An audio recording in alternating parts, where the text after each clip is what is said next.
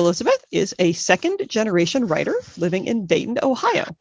They live there with their spouse and 2 cats, neither of which have been lost to ravenous corn mazes or sleeping serpent gods.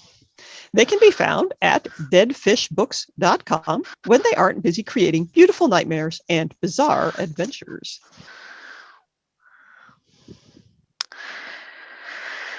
So, this is an unpublished work, so you all get a never-before-seen story. I went with a flash fiction, so you all will have a full story in less than 8 minutes. Let's get started. Drawing down the moon. The Thessalian witches drew down the moon. Mariana could see no reason why she shouldn't. But how? The ancient writers would be no help. They were all men, scared of the secrets of women. They wrote blood on the rites of the Bacchae, rejoicing on their isolated mountain. Their guesses about drawing down the moon would be just as crimson. But Wicca was no good either. Drawing the triple goddesses out of yourself? It was true that Hecate, Selene, and Artemis all shared the moon, and Marianne wasn't about making a connection to a vaguely defined goddess. She wanted the moon.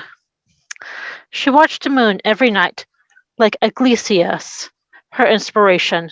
She peered through her telescope on clear nights, pressing one eye close, feeling like a voyeur as she surveyed craters and mountains.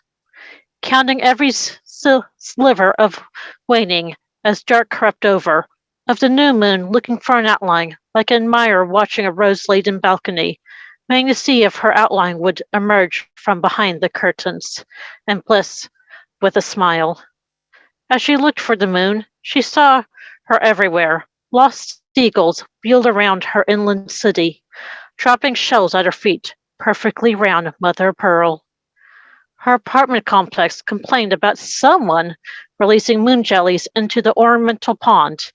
Despite her landlord's best efforts, the pond often glowed with their light. Moonflower vines took over abandoned grates on her way to work, dinner plate blossoms blooming in her wake. But sometimes she didn't see the moon at all. When the clouds rolled over the sky and rain cascaded down, or when she went to the city where narcissistic lights blotted out everything but themselves.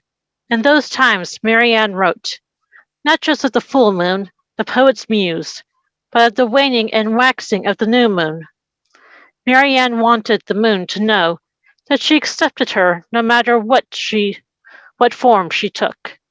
She wrote questions for the dark side of the moon, the face never seen, of condolences often scratched out for being too trite for the moon's lost twin.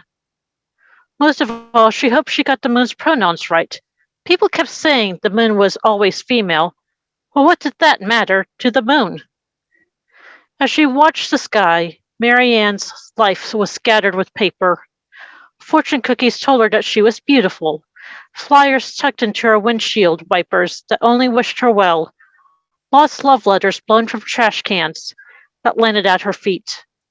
But only one got her attention. A thick envelope filled with glossy photos. The letter screamed about a beach getaway, about perfect blue skies of the tropics, of the perfect blue of the water on the beach. Marianne's eyes drifted over all of it and settled on the price. Even at a discount, it was too much for her budget. She had wanted to go to the ocean. The tides belonged to the moon, after all. But where was best? Where the sun and moon fought and worked to create rankest tides? Or as this place advertised, Tahiti, where the tides were calm, principal lunar semi-diurnal, M2 and harmonic constituent, all danced together on her tongue, like words to an arcane chant.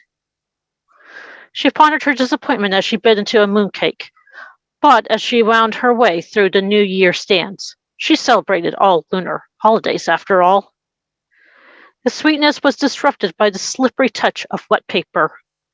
Spitting out the bite, Mariana investigated the red stamped pastry. A red envelope poked out of her bite. With a pull, it clanged onto the table, coins spilling out. Too much for a kid's envelope that was accidentally baked into a cake. Byzantine bronze bore the crescent moon on its worn surface. A silver Greek denarius spun, flashing between its sharp moon and soul. A gold satyrs flashing the face of Mithridates, who claimed the moon as his own, and fell.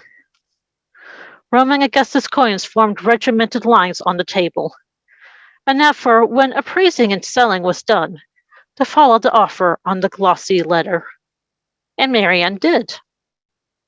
She watched the sky as she flew in, as blue as the pamphlet told her. The full moon hung in the bright sky, her flight companion. But as they drew closer to the runway, jutting out on reclaimed coral reef, the blue slipped away from her. A murmur raised among the passengers, and an awkward throat clearing from the pilot, saying it must be a storm and they would be landing before it hit.